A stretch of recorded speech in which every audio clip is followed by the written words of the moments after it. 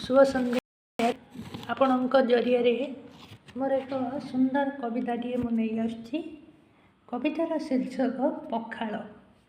ओडियांकर प्रिय खाद्य पखाल।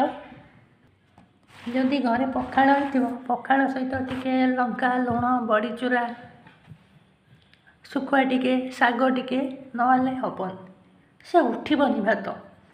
से पखाल को आधारित करी मु एक सुंदर कविताटे नहीं आसुची। कवितार शीर्षक पखाल। स्टार्ट करिबा। मुठे पखाल भात खाइले जानिब मोर महत। मुठे पखाल भात कोटी ओडियांक प्रिय खाद्य मुई। कोटी ओडियांक प्रिय खाद्य मुई। लुण लंका बड़ी चूरा सहित मुठे पखाल भात खाइले जानिब मोर महत। मुठे पखाल भात पखाल तोराणी पीछि जिए सुआद मोहर जानिछि सिए। पखाल तोराणी पीछि जिए सुआद मोहर जानिछि सिए। जगन्नाथंकर मुटंक तोराणी जगन्नाथंकर मुटंक तोराणी हम सभ्यतारे सहे महत। मुठे पखाल भात खाइले जानिब मोर महत। मुठे पखाल भात।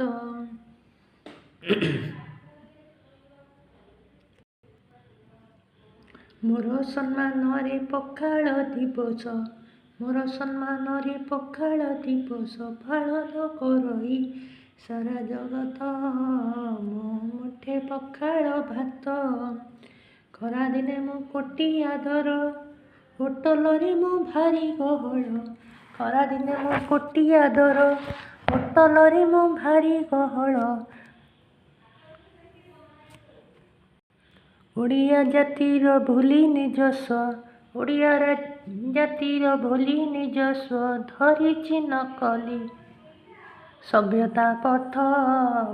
मुठे पखाल भात खाइले जानिब मोर महत। मुठे पखाल भात कोटी ओडियांक प्रिय खाद्य मुई। कोटी ओडियांक प्रिय खाद्य मुई। लुण लंका बड़ी चूरा सहित मुठे पखाल भात।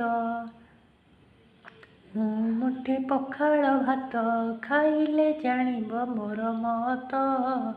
मुठे पखाल भात। जय जगन्नाथ। धन्यवाद।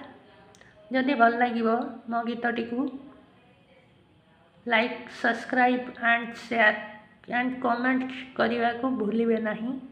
कमेंट रे भी जणेबे पखाल उपलक्षे जो लिखी पखालटी भल लगुची कि नहीं। जेहेतु आम ओडिया आम खाद्य भी ओडिया पखाल टिके जो नहला आम किछि भी करि परिबानी। पखाल होछि हमर एकमात्र साथी।